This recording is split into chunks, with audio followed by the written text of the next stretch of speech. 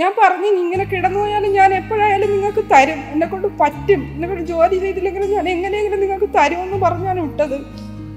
വീട് വെച്ചതിലും ഒരു 1.5 ലക്ഷം രൂപ കടമുണ്ട്. ആ പലിശക്കാരനും വാടകക്കാരനും, ആ പലിശക്കാരൊന്നും പറഞ്ഞില്ല, പക്ഷെ വാടകക്കാരനൊന്നും വഴക്കൊക്കെ പറഞ്ഞു എല്ലാ വാരി വലിച്ചെറിയുമെന്നൊക്കെ പറഞ്ഞു. നമ്മളെ അവസ്ഥയൊന്നും ആരും മനസ്സിലാക്കുന്നില്ല. എല്ലാവർക്കും പൈസയാണ് വലുത്, മനുഷ്യവും മനുഷ്യത്വവും ഒന്നും ആർക്കും ഇല്ല. ഈ ഒരു നിസ്സഹായ അവസ്ഥയിലും പൈസയാണ് അവരൊക്കെ നോക്കിയത്. 36 വർഷം ജോലി ചെയ്ത് വന്ന ആളാണ്, ഒരു കള്ളുകുടിയനോ ഒന്നും അല്ല.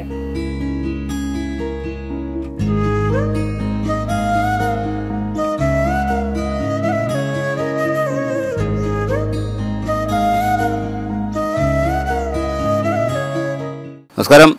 നമ്മുടെ പഴയകാല നടൻ, നമ്മുടെ ഏറ്റവും പ്രിയപ്പെട്ട നടൻ കൊച്ചിൻ ഹനീഫ സാർ മരിച്ചത് ലിവർ സിറോസിസ് മൂലമാണ്. അപ്പോൾ അദ്ദേഹം മദ്യപിക്കില്ലായിരുന്നു എന്നൊക്കെയാണ് നമുക്ക് അറിയാൻ കഴിഞ്ഞത്. ഇവിടെ നമ്മുടെ കൂടെ ഉള്ളത് വർക്കല വടശ്ശേരിക്കോണത്തുള്ള നസീർക്കയാണ്. നസീർക്ക ജീവിതത്തിൽ എന്നേ വരെ മദ്യപിച്ചിട്ടില്ല.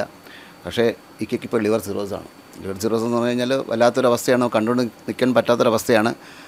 ലിവർ മാറ്റിവെക്കുക എന്നുള്ളതൊന്നും നടക്കുന്ന കാര്യമല്ലേ. 59 വയസ്സുണ്ട്. ഇപ്പം വളരെ വളരെ ദയനീയമായൊരവസ്ഥയിലാണ്. ഇപ്പോൾ ദൈനംദിനം മരുന്ന് വാങ്ങാനുള്ളൊരു കഴിവ് പോലും ഈ ഫാമിലിക്ക് ഇല്ല എന്നുള്ളതാണ് വാസ്തവം. നസീർക്കയ്ക്ക് സ്വന്തമായി വീടില്ല, സർക്കാർ കൊടുത്തൊരു വീട് പണി പൂർത്തിയായിട്ടില്ല, അത് പകുതി വഴിക്ക് കിടക്കുകയാണ്. അപ്പോൾ നസീർക്കയെ നോക്കാനായിട്ട് ഇത്ത മാത്രമേ ഉള്ളൂ. മക്കളൊക്കെ പല വഴിക്ക് പോയി, മക്കളൊന്നും ഇങ്ങോട്ട് വരാറില്ലെന്നാണ് ഇത്ത നമ്മളോട് പറഞ്ഞത്. നസീർക്ക ഇത് എപ്പോഴാണ് സ്റ്റാർട്ട് ചെയ്തപ്പോഴാണ്? 5 മാസമായി. 5 മാസമായി. പെട്ടെന്ന് തോന്നിയാണോ? ഞാൻ വണ്ടിയിൽ പോയിട്ട് വന്ന് അന്ന് രാത്രി 1:30 മണിക്ക് ഒരു തൂറ്റലും ഛർദിലും വന്ന് അത് അവിടെ കൊണ്ടുപോയി മെഡിക്കൽ കോളേജിൽ 5 ദിവസം ICU കിടന്ന് ഇറങ്ങിയപ്പോൾ സ്കാൻ ചെയ്യാനൊക്കെ ചെയ്തപ്പോൾ ഡോക്ടർ ജോണാണ് പറഞ്ഞത് ലിവർ സിറോസിസാണ്. ഇത് നേരത്തെ തുടങ്ങിയതാണ്, പക്ഷേ അറിഞ്ഞില്ലായിരുന്നു എന്ന് പറഞ്ഞു. പിന്നെ അതിന് ശേഷം ഞാൻ എഴുതിച്ചിട്ടില്ല.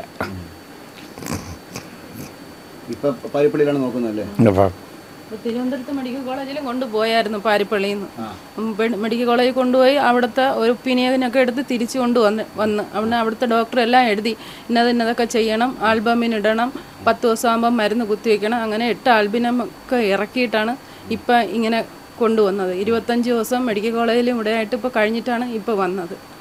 രേഖകളെല്ലാം ഇതിലുണ്ട്. ഇപ്പോൾ ശരിക്കും പറഞ്ഞാൽ മരുന്ന് വാങ്ങാൻ പോലും കഷ്ടപ്പാടും, മരുന്ന് വാങ്ങാനും ആഹാരത്തിനും ഒന്നും ഒരു നിവൃത്തിയും ഇല്ല. വണ്ടിക്കൂലി വേണം, എല്ലാം വേണം. ആരും സഹായിക്കാനുമില്ല. ബന്ധുക്കളൊക്കെ വന്ന് ആദ്യമൊക്കെ ഒത്തിരിയൊക്കെ തന്നിട്ടൊക്കെ പോയി, അവരെ കൊണ്ട് അതൊക്കെ നിവൃത്തിയുള്ളൂ. പിന്നെ അയലുകാരൊക്കെ തന്നെയാണ് മീനും പാലും മരുന്നും എല്ലാമൊക്കെ വാങ്ങിച്ചൊക്കെ തരുന്നത്. ഞാൻ വന്ന് കണ്ടപ്പോൾ മനസ്സിലാക്കിയതാണ്. കാരണം തൊട്ട് ഫ്രണ്ടിൽ സർക്കാർ ഒരു വീട് കൊടുത്തു, പക്ഷേ കയറി താമസിക്കണമെന്നാണ് പുള്ളിയുടെ ആഗ്രഹം. പക്ഷേ ഇവിടെ ഈ കിടപ്പിൽ ഇവിടെ പോകാനും എടുക്കാനും ഒക്കെ വലിയ ബുദ്ധിമുട്ടുണ്ട്. ഞാനും ഒരു ഹൃദ്രോഗിയാണ്. ആൻജിയോഗ്രാമൊക്കെ ചെയ്ത് എൻ്റെ ഞരമ്പൊക്കെ കട്ടായിപ്പോയി, നീരൊക്കെ വരും. എന്നിട്ട് ഞാൻ തന്നെയാണ് നോക്കുന്നത്. എനിക്കും ഇതുപോലെ വയ്യാതെയൊക്കെ ആയിപ്പോയി. മെഡിക്കൽ കോളേജിലെ ചികിത്സയാണ്. പിന്നെ അതിൻ്റെ ഇടയിൽ രാത്രി ഇതുപോലെ എനിക്ക് കുനിഞ്ഞൊന്നും ജോലിയൊന്നും ചെയ്യാൻ പറ്റത്തില്ല. അങ്ങനെ നീരൊക്കെ വന്ന് ഡോക്ടറെ കണ്ടപ്പോൾ ഗുളിക തന്നാൽ ആ ഗുളിക കഴിച്ച് രാത്രി ഛർദിലായി. 3 മണിക്ക് വർക്കല ഗവൺമെൻറ് ആശുപത്രിയിൽ കൊണ്ടുപോയി. അതിനുശേഷം പിന്നെ വയ്യാതായി. എക്സ്റേ ഒക്കെ എടുത്ത് ബ്ലഡ് ടെസ്റ്റ് ചെയ്ത് ഞാനേ ഉള്ളു നോക്കാൻ. മക്കളൊക്കെ ഇൻ്റർകാസ്റ്റ് മാരേജാണ്, അവർ പോയി സന്തോഷമായിട്ട് ജീവിക്കട്ടെ. പിന്നെ മകൻ ഒരു 2 ദിവസം വന്ന് ഇവിടെ നോക്കിയിട്ടൊക്കെ പോയി. പിന്നെ മറ്റു മക്കളൊന്നും വന്നില്ല. ചേട്ടൻ്റെ അവസ്ഥ തന്നെ നോക്കിക്കൊണ്ടിരിക്കാൻ പ്രയാസമാണ്. ഇപ്പോൾ വെള്ളം കെട്ടി കിടക്കല്ലോ. വെള്ളം കെട്ടി കിടക്കാൻ ഇതിനെ കൊണ്ടുപോയി ഇവിടെ നിന്ന് തുറന്ന് കുത്തിയെടുക്കും. ഇന്നിനി കൊണ്ട് പോകണം. കാലത്തെ പോയേനെ. വണ്ടി വാടകയ്ക്ക് വിളിക്കും. ആട്ടോ ഉണ്ട് കിടക്കും. പൈസ കൊടുത്തില്ലെങ്കിൽ കടവര് ഇല്ല. നടക്കണമെങ്കിൽ 1-2 പേര് പിടിക്കണം. ആട്ടോയിൽ കയറാൻ നോക്കില്ല. ആട്ടോ ഇനി ഫ്രണ്ടിൽ വരും. അവന് അതിൻ്റെ ഡ്രൈവറും ഇവയും കൂടെ പിടിച്ച് കൊണ്ടുചെന്ന് കയറ്റും. 2 വട്ടം വരണം. കാര്യം മണിക്കൂറുകൾ താമസിച്ചാണ് ഇത് എടുക്കുന്നത്. ഇനിയിപ്പോൾ ഉച്ചയ്ക്ക് പോയാൽ 10 മണിയൊക്കെ ആവും തിരിച്ചു വരുമ്പോഴത്തേക്ക്. ചിലപ്പോൾ ഇത് പെട്ടെന്ന് തീരുമെടുത്ത്, ചിലപ്പോൾ താമസിക്കുകയാണെങ്കിൽ 10 മണിയൊക്കെ ആവും തിരിച്ചു വരുമ്പോൾ. പെട്ടെന്ന് കിട്ടുകയാണെങ്കിൽ നേരത്തെ വരാം. രാവിലെ പോയാൽ ഒരു 4 മണിയൊക്കെ ആകുമ്പോഴത്തേക്കും തിരിച്ചു വരാം. ഇനിയിപ്പോൾ പോകുമ്പോൾ ഒരു 10 മണിയൊക്കെ ആവും തിരിച്ചു വരുമ്പോഴത്തേക്കും. കുഴപ്പമൊന്നുമില്ല, ഞാൻ നോക്കുന്നുണ്ട്. എനിക്ക് തന്നെ വയ്യാതായിപ്പോയാലേ ഉള്ളൂ. അതിൻ്റെ ചികിത്സയൊക്കെ ഞാൻ നടത്തുന്നു. പിന്നെ 36 വർഷം ജോലി ചെയ്ത് വന്ന ആളാണ്, ഒരു കള്ളുകുടിയനോ ഒന്നും അല്ല. പിന്നെ എങ്ങനെയെങ്കിലും എനിക്ക് രക്ഷിക്കണം, ആ വീട്ടിൽ കയറി ഒരു ദിവസമെങ്കിലും താമസിക്കണമെന്നാണ് ഒരാഗ്രഹം. പിന്നെ ഇവിടെ ഒത്തിരി ബുദ്ധിമുട്ടുണ്ട്, 1-2 ഒക്കെ പോകാനായിട്ട്. പിന്നെ അത് പിന്നെ പാത്രമൊക്കെ വെച്ചാണ് പോണത്. പാലിയേറ്റീവ് കെയറിൻ്റെ അതിൽ കൊടുത്തിട്ടുണ്ട്. അവർ വന്ന് അവരും വിഷമിച്ചൊക്കെയാണ് പോയ. ഇവിടുത്തെ ഈ ഒരു സൗകര്യക്കുറവുണ്ട്. പിന്നെ വാടക വീടാണ്. വാടക വീട്ടിൽ നിന്ന് ഇപ്പോൾ വാടക കൊടുക്കാത്തതുകൊണ്ട് എൻ്റെ ഉടയൻ വന്ന് വഴക്കൊക്കെ പറഞ്ഞ് വാടക കൊടുത്തില്ലെങ്കിൽ അവർ വിൽക്കുന്നു മാറിക്കൊടുക്കണമെന്നൊക്കെ പറഞ്ഞു. ഇങ്ങനെയൊക്കെ പറഞ്ഞിട്ടൊക്കെ പോയി. നമ്മളെ അവസ്ഥയൊന്നും ആരും മനസ്സിലാക്കുന്നില്ല. എല്ലാവർക്കും പൈസയാണ് വലുത്, മനുഷ്യവും മനുഷ്യത്വവും ഒന്നും ആർക്കും ഇല്ല. ഈ ഒരു നിസ്സഹായ അവസ്ഥയിലും പൈസയാണ് അവരൊക്കെ നോക്കിയത്.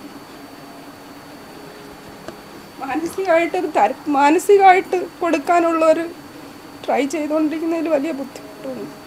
ഞാൻ പറഞ്ഞു, ഇങ്ങനെ കിടന്നു പോയാലും ഞാൻ എപ്പോഴായാലും നിങ്ങൾക്ക് തരും, എന്നെക്കൊണ്ട് പറ്റും, എന്നെക്കൊണ്ട് ജോലി ചെയ്തില്ലെങ്കിലും ഞാൻ എങ്ങനെയെങ്കിലും നിങ്ങൾക്ക് തരുമെന്ന് പറഞ്ഞാണ് വിട്ടത്. വീട് വെച്ചതിലും ഒരു 1.5 ലക്ഷം രൂപ കടമുണ്ട്. ആ പലിശക്കാരനും വാടകക്കാരനും, ആ പലിശക്കാരൊന്നും പറഞ്ഞില്ല, പക്ഷെ വാടകക്കാരൻ ഒന്ന് വഴക്കൊക്കെ പറഞ്ഞു, എല്ലാ വാരി വലിച്ചെറിയുമെന്നൊക്കെ പറഞ്ഞു.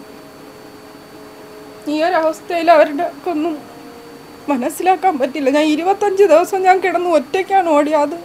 ആശുപത്രിയിലുള്ള ഡോക്ടർമാർ അവർക്ക് എല്ലാവർക്കും മാത്രമേ അറിയാവൂ, പക്ഷേ ആരും മനസ്സിലാക്കുന്നില്ല.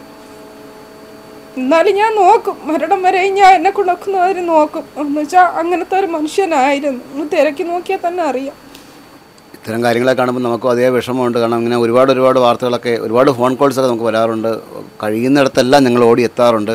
ഏതായാലും ഈ ലിവർ മാറ്റിവെക്കുന്ന പോസിബിൾ ആണെന്ന് തോന്നുന്നില്ല. കാരണം അത്രയും എമൗണ്ടൊക്കെ കണ്ടെത്തുക വെച്ചാൽ മാറ്റിവെക്കുന്നില്ല. ഇത്രയും പ്രായമൊക്കെ ആയില്ലേ, പിന്നെ ഇത്രയും പൈസയൊന്നും നമുക്ക് നടക്കത്തില്ല. ജനങ്ങൾ തരുന്നതിന് ഒരു പരിധിയില്ലേ, അപ്പോൾ അത് നടക്കൂല. പിന്നെ ജീവിച്ചിരിക്കുന്നവരെ ഇങ്ങനെ പോണം മരുന്നും മണ്ണുമായിട്ടൊക്കെ അത്ര സഹായങ്ങളെ നമ്മൾ ആവശ്യപ്പെടുന്നുള്ളൂ. ഏതായാലും ഇപ്പോൾ ആഹാരത്തിന് പോലും ഒരു നോക്കിയറിയാം ഇവിടെ എന്തിനുണ്ടെന്ന്. നിങ്ങൾക്ക് നോക്കിയറിയാം ഇതിനകത്ത് എന്തിനുണ്ടെന്ന്. സത്യമാണ് പറയുന്നത്. ആഹാരം കഴിക്കാൻ പോലും നിവൃത്തിയില്ലാത്തൊരവസ്ഥയിലാണ് ഈ കുടുംബം. അത് മാത്രമല്ല, ഇപ്പോൾ ഈ വാടക വീട്ടിൽ നിന്ന് ഇറങ്ങണമെന്ന് പറയുന്നു, വാടക കൊടുത്തിട്ടില്ല, മരുന്ന് വാങ്ങാൻ നിവൃത്തിയില്ല. അങ്ങനെ ഒരുപാട് വിഷമഘട്ടങ്ങളിൽ കൂടി കടന്നു പോവുകയാണ് ഇത്തയും ഈക്കയും. നമ്മുടെ സന്മനസ്സുള്ള പ്രിയപ്പെട്ട പ്രേക്ഷകർ തന്നാൽ കഴിയുന്ന സഹായങ്ങൾ ചെയ്യണമെന്ന് താഴ്മയായി അഭ്യർത്ഥിക്കുകയാണ്. എന്തായാലും ഇത്തരം അക്കൗണ്ട് നമ്പർ ഉണ്ടോ? ആ വീടൊന്ന് ശരിയാക്കി ആ ബാത്റൂമിലോട്ട് മാറ്റിയാൽ അത്രയും ഒരു സൗകര്യമായി. ആ വീടൊന്ന് ശരിയാക്കണം, അതാണ്. ഒരു ഇത്തിരിയെങ്കിലും കിടക്കണമെന്നാണ് ഒരാഗ്രഹം. ഞാൻ ചോദിക്കട്ടെ, ബാക്കി പൈസ തന്നില്ല. നമ്മൾ കുറ്റം പറയുന്നില്ല. ഈ വരുന്നതെല്ലാം നമ്മുടെ മുഖ്യമന്ത്രി എല്ലാം സഹിക്കുന്നില്ല. അപ്പം നമ്മൾ ഒരിക്കലും കുറ്റം പറഞ്ഞുകൂടാ. പിന്നെ വന്നാൽ അവർ തരും. ഏതായാലും ഇത്തയ്ക്ക് ഇതുണ്ടോ, അക്കൗണ്ട് നമ്പറുണ്ടോ? അപ്പോൾ ഏതായാലും ഇത്തയുടെ ഗൂഗിൾ പേ നമ്പർ, അതുപോലെ അക്കൗണ്ട് നമ്പരും കോൺടാക്ട് നമ്പരൊക്കെ ഞാൻ ഈ വാർത്തയിൽ കൂടി ആഡ് ചെയ്യുന്നുണ്ട്. എന്നാൽ കഴിയുന്ന രീതിയിൽ പ്രേക്ഷകരൊക്കെ ഹെൽപ്പ് ചെയ്യണം താഴ്മയായി അഭ്യർത്ഥിക്കുകയാണ്. കാരണം മരുന്നെങ്കിലും, ആഹാരവും മരുന്നെങ്കിലും വാങ്ങിച്ച് ഈ വാടകയെങ്കിലും കൊടുത്തുനിന്ന് മുന്നോട്ട് പോകാനാണ് ഇത്തയുടെ ഒരു ആഗ്രഹം. അത് അമിതമായ ആഗ്രഹമല്ല, അതൊരു ന്യായമായ ഒരു ആഗ്രഹം കൂടിയാണ്. കാരണം ഇത്ത ഒറ്റയ്ക്കാണ് ഈ നമ്മൾ ഇക്കയെ നോക്കുന്നത്. അതുകൊണ്ട് ദയവ് ചെയ്ത് നമ്മുടെ പ്രേക്ഷകരൊക്കെ ഒന്ന് ഹെൽപ്പ് ചെയ്യുക. വിസ്മയനുണ്ട് ക്യാമറ റജിനൊപ്പം ശ്രീത്ത് മാരാർ സൈനിങ് ഓഫ്. ഞാൻ പറഞ്ഞു, ഇങ്ങനെ കിടന്നു പോയാലും ഞാൻ എപ്പോഴായാലും നിങ്ങൾക്ക് തരും, എന്നെക്കൊണ്ട് പറ്റും, എന്നെക്കൊണ്ട് ജോലി ചെയ്തില്ലെങ്കിലും ഞാൻ എങ്ങനെയെങ്കിലും നിങ്ങൾക്ക് തരുമെന്ന് പറഞ്ഞാണ് വിട്ടത്. വീട് വെച്ചതിലും ഒരു 1.5 ലക്ഷം രൂപ കടമുണ്ട്. ആ പലിശക്കാരനും വാടകക്കാരനും, ആ പലിശക്കാരൊന്നും പറഞ്ഞില്ല, പക്ഷെ വാടകക്കാരൻ ഒന്ന് വഴക്കൊക്കെ പറഞ്ഞു, എല്ലാ വാരി വലിച്ചെറിയുമെന്നൊക്കെ പറഞ്ഞു. എല്ലാവർക്കും പൈസയാണ് വലുത്, മനുഷ്യവും മനുഷ്യത്വവും ഒന്നും ആർക്കും ഇല്ല. ഈ ഒരു നിസ്സഹായ അവസ്ഥയിലും പൈസയാണ് അവരൊക്കെ നോക്കിയത്.